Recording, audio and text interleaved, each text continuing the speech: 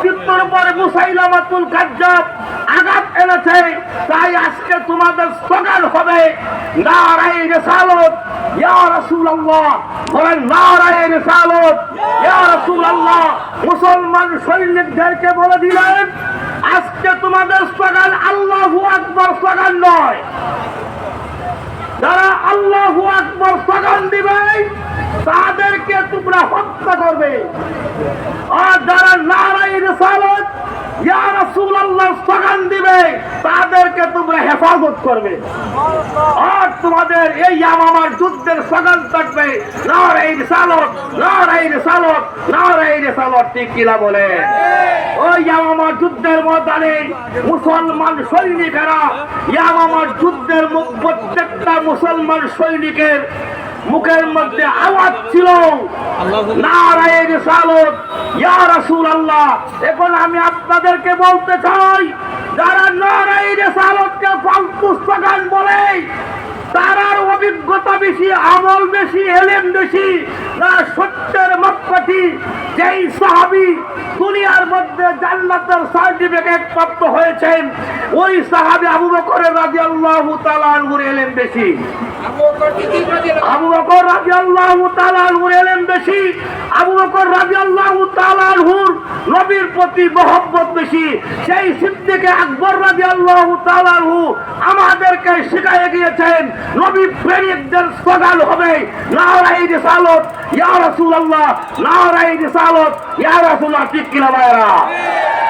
তাই তাকবীর, নারায়ে রিসালাত ইয়া রাসূলুল্লাহ, আহলে সুন্নাত ওয়াল জামাত জিন্দাবাদ, আহলে সুন্নাত ওয়াল জামাত জিন্দাবাদ, জাফরি সাহেব জিন্দাবাদ। তাই সুন্নি মুসলমানদের স্লোগান কি থাকবে? নারায়ে তাকবীর, আল্লাহু আকবার, নারায়ে রিসালাত ইয়া রাসূলুল্লাহ, লিল্লাহি তাকবীর না। এই লজ্জা শয়তানেরা আজকে এই সারা বিশ্বের মধ্যে আমার নবীকে বাদ দিয়ে কোনো আল্লাহ নাই। শেষ কথা, আমার ইমানটা নবীকে বাদ দিয়ে আল্লাহ নাই, আল্লাহকে পাওয়া যাবে না। নবীর যে স্লোগান যেখানের মধ্যে আল্লাহর স্লোগান তো আসে নবীর স্লোগানের সাথে, আমার আল্লাহ যেখানে নবী সেখানে, নবী যেখানে আল্লাহ সেখানে। আযানের মধ্যে নবীর নাম আসেনি? বলেন আসেনি? নামাজের মধ্যে নবীর নাম আসেনি? একামতের মধ্যে নবীর নাম আসেনি? জান্নাতের মধ্যে নবীর নাম আসেনি? আরশে আজিমে নবীর নাম আসেনি? কোরআনের মধ্যে নবীর নাম আসেনি? প্রত্যেক জায়গার মধ্যে আমার আল্লাহর নামের সাথে আমার নবীর নাম আছে। আজকে তারা আমার নবীর নামকে বাদ দিয়ে লিল্লাহি তাকবীর স্লোগান দেয়, তাদেরকে আমরা বয়কট করি। ঠিক কিনা? তাদেরকে আমরা বয়কট করি। নবী যেখানে নাই আল্লাহ সেখানে নাই, নবী যেখানে নেই আল্লাহ সেখানে নাই। কারণ আল্লাহ ছাড়া নবী নাই, নবী ছাড়া নাই সাহারা। বলেন নবী ছাড়া নাই সাহারা। জানো দুনিয়া ওয়ালা নবী ছাড়া নাই সাহারা। আছে আছে। আমার আল্লাহ যখন ছিলেন গোপন কেউ জানতো না আল্লাহ তখন। কেউ জানতো? জানতো? নবীর জানে খোদা মিলে, আরে নবীর জানে খোদা মিলে। জানো দুনিয়া ওয়ালা নবী ছাড়া নাই সাহারা। বলে একটা প্রত্যেকটা জিনিসের একটা সিস্টেম আছে, সুন্দর আছে, আদব আছে। নারায়ে তাকবীর, আল্লাহু আকবার একটা কথা।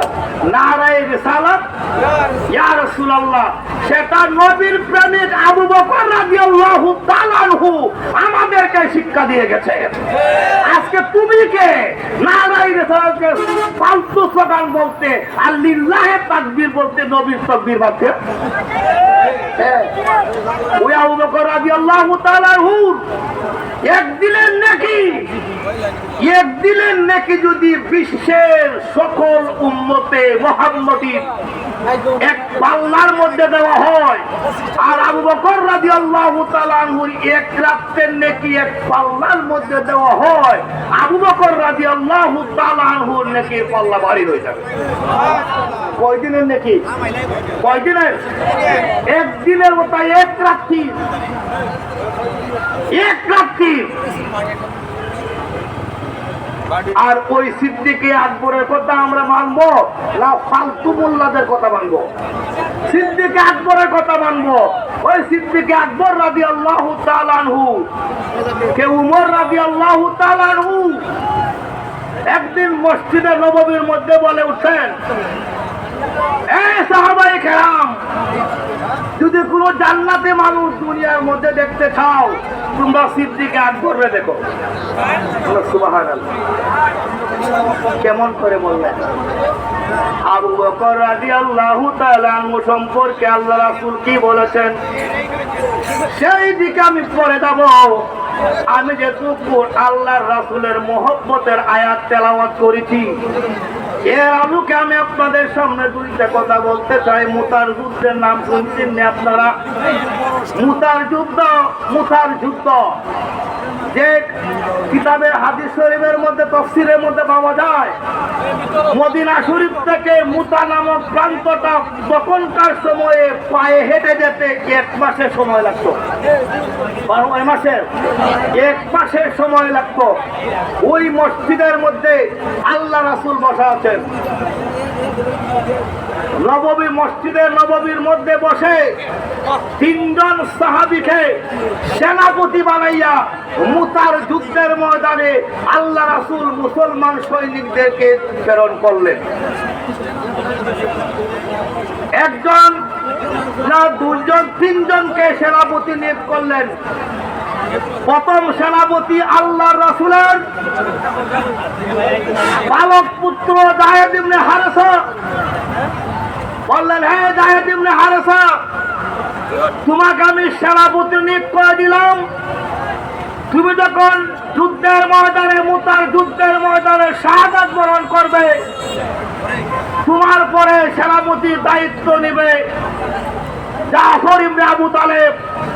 জাফর ইবনে আবু তালেব যখন শাহাদাত বরণ করবে, সেনাপতির দায়িত্ব নেবে আব্দুল্লাহ ইবনে রাওয়া।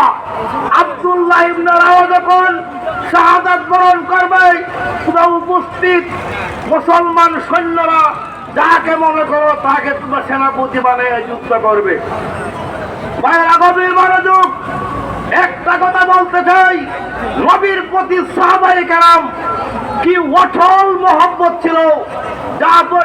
যায়েদ ইবনে হারেসা, জাফর ইবনে আবু তালেব, আব্দুল্লাহ ইবনে রাওয়া, 3 জন সেনাপতিকে আল্লাহ রাসূল নিয়োগ দিয়ে 3 জনকে শাহাদাতের বার্তা শোনাই দিলেন। 3 জনকে শাহাদাতের বার্তা শোনাই দিলেন। জাফর ইবনে আবু তালেব, তুমি যখন শাহাদাত বরণ করবে, এতে বোঝা গেল আর জাফর ইবনে আবু তালেব মুতার যুদ্ধের ময়দানে শাহাদাত বরণ করবে। 1 2 নম্বর বলেছেন, জাফর ইবনে আবু তালেব, তুমি যখন শাহাদাত বরণ করবে, জাফর ইবনে আবু তালেব, আব্দুল্লাহ, যায়েদ ইবনে হারেসার পরে জাফর ইবনে আবু তালেব সেনাপতির দায়িত্ব নিবে। এতে বোঝা গেল যায়েদ ইবনে হারেসা শহীদ হবে। জাফর ইবনে আবু তালেবকে বললেন, তুমি যখন শাহাদাত বরণ করবে, তোমার পরে আব্দুল্লাহ ইবনে রাওয়া সেনাপতির দায়িত্ব নিবে। এতে প্রমাণ কি হলো? জাফর ইবনে আবু তালেবও সেই যুদ্ধের মধ্যে শাহাদাত বরণ করবে। জাফর ইবনে আবু তালেব শাহাদাত বরণ করলেন। এরপরে আব্দুল্লাহ ইবনে রাওয়া শাহাদাত বরণ করলেন। আল্লাহ রাসূল সাল্লাল্লাহু আলাইহি সাল্লাম মসজিদে নববীর মধ্যে বসে বসে একবার বললেন, 3 বার বললেন, ইন্না লিল্লাহি ওয়া ইন্না ইলাইহি রাজিউন, ইন্না লিল্লাহি ওয়া ইন্না ইলাইহি রাজিউন, ইন্না লিল্লাহি ওয়া ইন্না ইলাইহি রাজিউন। একবার বললেন, ওয়া আলাইকুম সালাম। আল্লাহ সুবহানাল্লাহ, সুবহানাল্লাহ। আমি কি বলছিলাম? মুতার নামক প্রান্তটা মদিনা শরীফ থেকে তখনকার সময়ে পায়ে হেঁটে যেতে 1 মাস সময় লাগতো। মসজিদের নববীর মধ্যে আল্লাহ রাসূল বসা মুতার যুদ্ধের ময়দানে সাহাবায়ে কেরাম শাহাদাত বরণ করতেছে, আর আমার রাসূল মসজিদে নববী থেকে ডেকে ডেকে বলতেছেন ইন্না লিল্লাহি ওয়া ইন্না ইলাইহি রাজিউন, ইন্না লিল্লাহি ওয়া ইন্না ইলাইহি রাজিউন। সাহাবায়ে কেরাম প্রশ্ন করলেন, ইয়া রাসূলুল্লাহ, আপনি তো মসজিদের মধ্যে বসা, আমাদের উপস্থিত সাহাবায়ে কেরামের মধ্যে তো কেউ ইন্তেকাল করে নাই, আপনি কার ইন্তেকালের সংবাদ পেয়ে, আপনি কার ইন্তেকাল দেখে আপনি ইন্না লিল্লাহি ওয়া ইন্না ইলাইহি রাজিউন করলেন? আমার রাসূল ডাক দিয়ে বললেন, সাহাবায়ে কেরাম, আইয়ুকুম মিসলি, আইয়ুকুম মিসলি, আইয়ুকুম মিসলি, তিনবার বললেন। এই সাহাবায়ে কেরাম, তোমরা কি আমার মতো, আমি কি তোমরার মতো? ইন্নী আসমাউ মা লা তাসমাউন ওয়া ইন্নী আরা মা লা তারাউনা।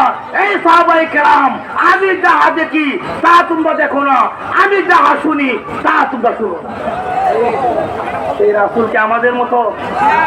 রাসূল কি আমাদের মতো? হ্যাঁ, রাসূল যাহা দেখে আমরা কি তা দেখি? রাসূল যাহা শুনে আমরা কি তা শুনি? আমরা শুনি না। আল্লাহ রাসূল বললেন, এ সাহাবায়ে কেরাম, আমি মুতার যুদ্ধের ময়দানে যখন আমার তিনজন সেনাপতি নিয়োগ করে দিয়েছিলাম, তিনজন সেনাপতি মুতার যুদ্ধের ময়দানে শাহাদাত বরণ করেছে, আমি মসজিদে নববীর মধ্যে বসে বসে আমি দেখছি। সুবহানাল্লাহ। বলে, হুজুর, আপনাদের ওয়ালাইকুম সালাম বললেন, আমরা তো কেউ আপনাকে সালাম দেই নাই, আপনি কার সালামের জবাব দিলেন? আমার আল্লাহ রাসূল ডাক দিয়ে বলেন, সাহাবায়ে কেরাম রে,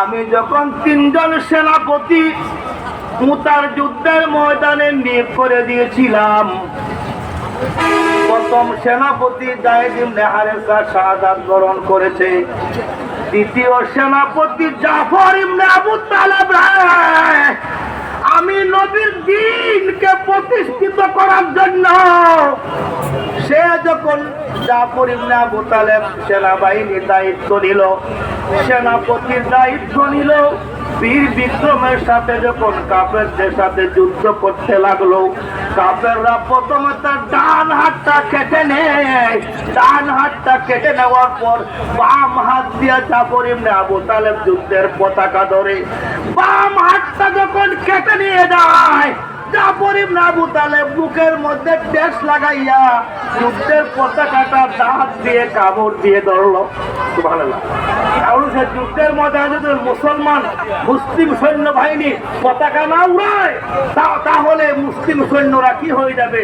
দুর্বল হয়ে যাবে, মনে করবে যে আমাদের সেনাপতি শাহাদাত বরণ করেছে। সুবহানাল্লাহ। জাফর ইবনে আবু তালেব যুদ্ধের ময়দানে এইভাবে পতাকা দাগ দিয়ে কামড় দিয়ে উড়াইতেছে,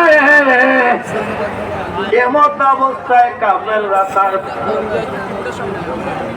বুকের মধ্যে এমন ভাবে তীর নিক্ষেপ করলো, হাদিস শরীফের মধ্যে পাওয়া যায় তার বুকের মধ্যে ৭২টা তীর মারলো। কটা? আমরা বুঝলাম সালুন ছিলেন, সালুন, এই দলের সালুনের মতো তার বুকটা হয়ে গেল। জাফর ইবনে আবু তালেব শাহাদাত বরণ করে নিলেন। আমার আল্লাহ ডাক দিয়ে বলেন, জিবরাইল রে, জিবরাইল, আমার জাফর ইবনে আবু তালেবের শাহাদাতটা আমার কাছে এত প্রিয় লেগেছে, আমার নবীর মহব্বতে সে দান দিয়েছে। পরে জিবরাইল,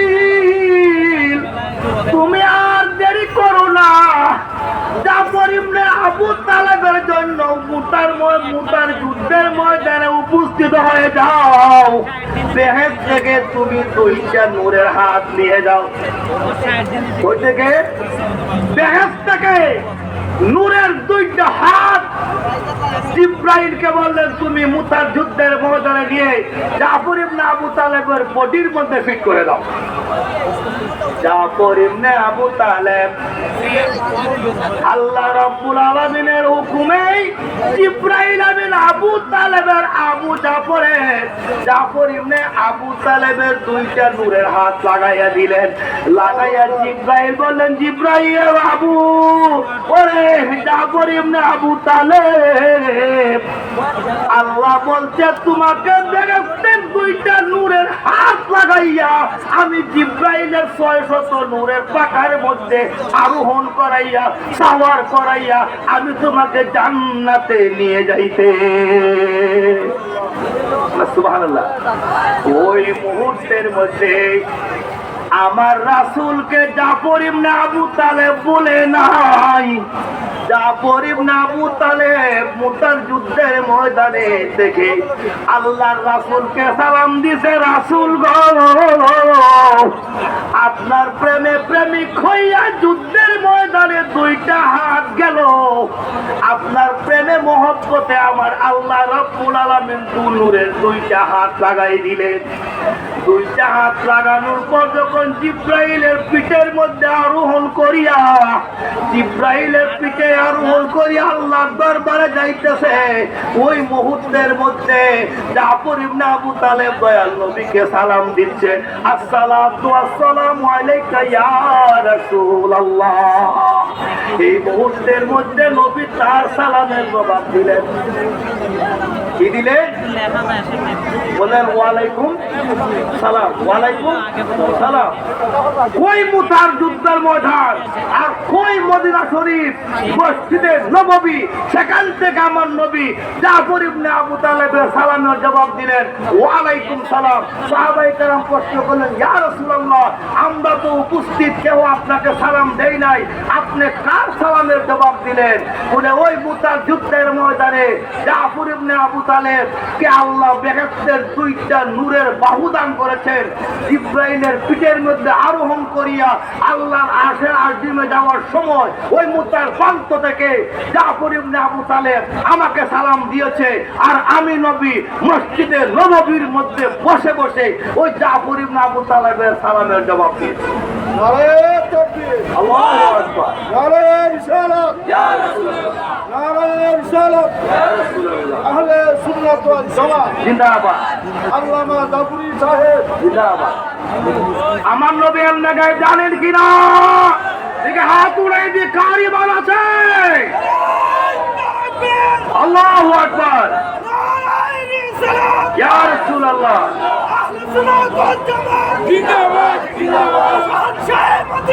জিন্দাবাদ। আমার নবী আল্লাহ গায়ে জানেননি? এমনি গায়েব না জানলে এত দূর থেকে জাফর ইবনে আবু তালেবের সালামের জবাব কিভাবে কেমন করে দিলেন? বলেন কেমন করে দিলেন?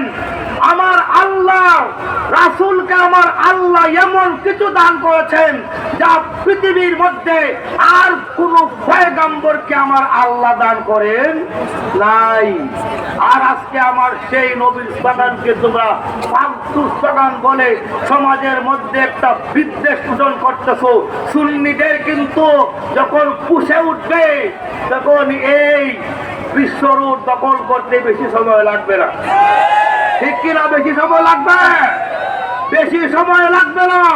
আমরা জানি আহলে সুন্নাত ওয়াল জামাতের আমাদের ঈমান সঠিক ঈমান, আমাদের ঈমান সঠিক ঈমান। আমরা ফালতু ঈমান নিয়ে আমরা চলি না। আমাদের বুকের বল আমার নবী, ঠিক ঠিক কিনা? আরে একজন ব্যাককল আছে, নবীর কাছে নবীর সাথে গুনাহ করে, নবীর সাথে বেয়াদবি করে, চাই মাপ মাপ চাই আল্লাহর কাছে। নবীর সাথে বেয়াদবি করলে নবী মাফ করতে হবে। আল্লাহর কাছে গুনাহ কইরা যদি নবীর কাছে মাফ চাও, আমার আল্লাহ বলেন আমার নবী যখন আমার তোমার জন্য সুপারিশ করবে আমি আল্লাহ মাফ করে দিলাম। আর আল্লাহ ছাড়া, নবী ছাড়া সারা জীবন তুমি যদি আল্লাহর দরবারে মাফ চাও, আল্লাহ তোমার দিকে তাকাইবে না। আদম আলাইহিস সালাতু ওয়াস সালাম কত বছর কাটলেন? 350 বছর কাদার পরে আল্লাহ রাসূলের দাম মুবারকের উসিলায় আল্লাহ মাফ করছেন কিনা? মাফ করছেন কিনা?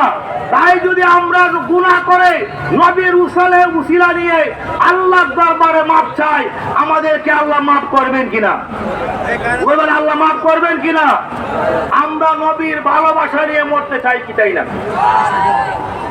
একদল কয় আন্দারে এরা খালি নবী নবী করে। হ্যাঁ? তো নবী হচ্ছে আমার মূল, নবী ছাড়া তো আল্লাহ নাই। قل إن كنتم تحبون الله فاتبعوني يحببكم الله। আমার আল্লাহই তো বলতেছে, কোন রাসূল আপনি বলে দিন, যদি আমি আল্লাহকে আল্লাহ হিসাবে পাইতে চাই, সৃষ্টিকর্তা হিসাবে পাইতে চাই, রিজিক দাতা, মউত দাতা, হায়াত দাতা, সবকিছুর বলে আমি আল্লাহকে পাইতে চাই, ফাত্তাবিউনি, ও রাসূল তারা যেন আপনার অনুকরণ করে। আমরা আল্লাহর অনুসরণের সাথে সাথে নবীর অনুসরণ করব কিনা? করব কিনা? নবীর কাছে পাওয়া যায় না গেলে। কাতাদা ইবনে নুমান রাদিয়াল্লাহু তাআলা যুদ্ধের ময়দানে গেছেন। যুদ্ধের ময়দানে যাওয়ার আগে নতুন স্ত্রী, নতুন বিবিকে ঘরের মধ্যে রাইখা গেছেন। ও বেটাই, নতুন বিয়া করলে স্বামী স্ত্রীর ভালোবাসা কম থাকে না বেশি থাকে? বেশি থাকে, ঠিক কিনা? যারা বিয়া করছো তারা ভালোবাসনি বউরে, রাখেছ? হ্যাঁ বাবারে, খেচ্ছ না, এতিমুই দেই বেগায়, এতিমুই দেই বেগা, খেচ্ছ না। নতুন বউ বিয়া করলে স্ত্রীরা স্বামীর মধ্যে মহব্বত কম থাকে না বেশি থাকে? স্বামীরা রাইকা স্ত্রী দায়িত্ব চায় না, স্ত্রীরা রাইকা স্বামী দায়িত্ব চাইনি। কোরআন হাদিসের কথা, বাস্তবতা যেটা। কাতাদা ইবনে নুমান রাদিয়াল্লাহু তাআলা নতুন বিয়ে করছেন। সুবহানাল্লাহ, সুবহানাল্লাহ। আল্লাহ রাসূল ডাক দিতেন, কাতাদা ইবনে নুমান, তুমি আগামীকাল উহুদের যুদ্ধের ময়দানে অংশগ্রহণ করতে হবে।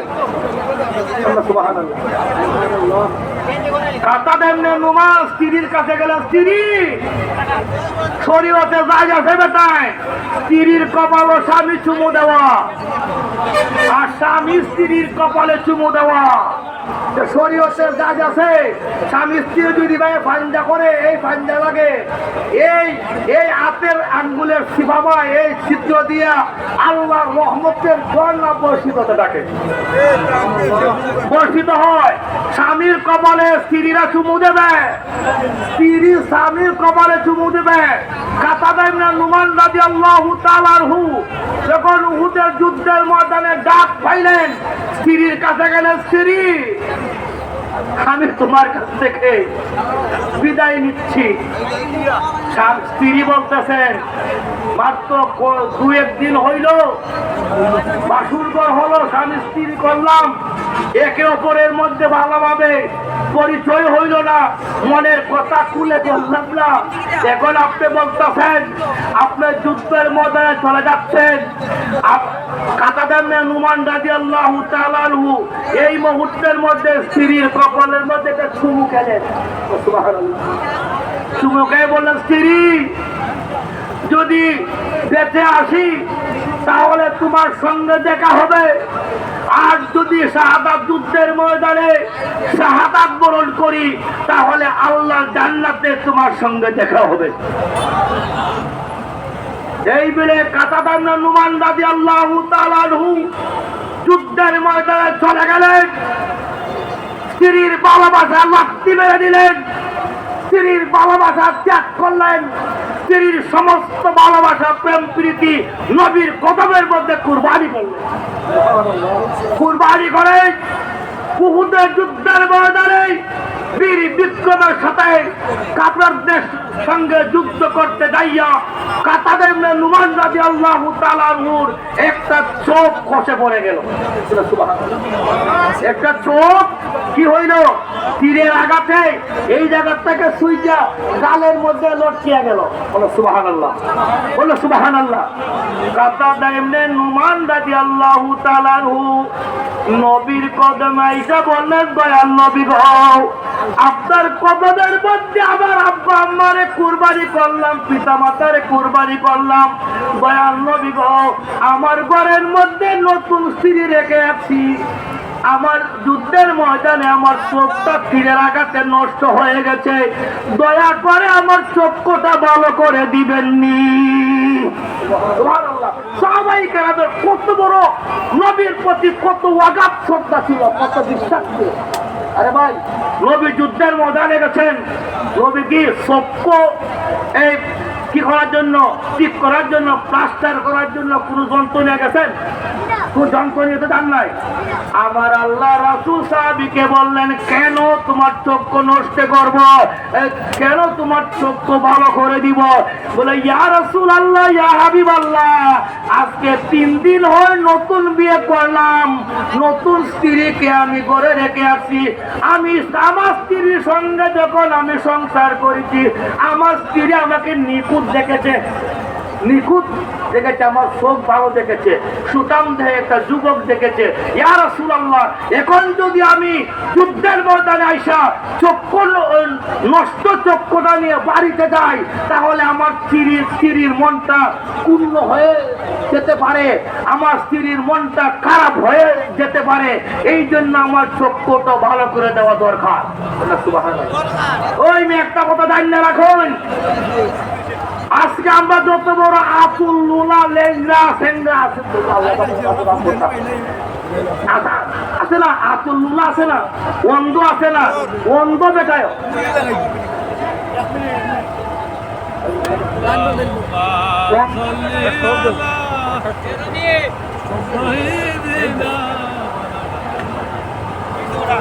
লাইন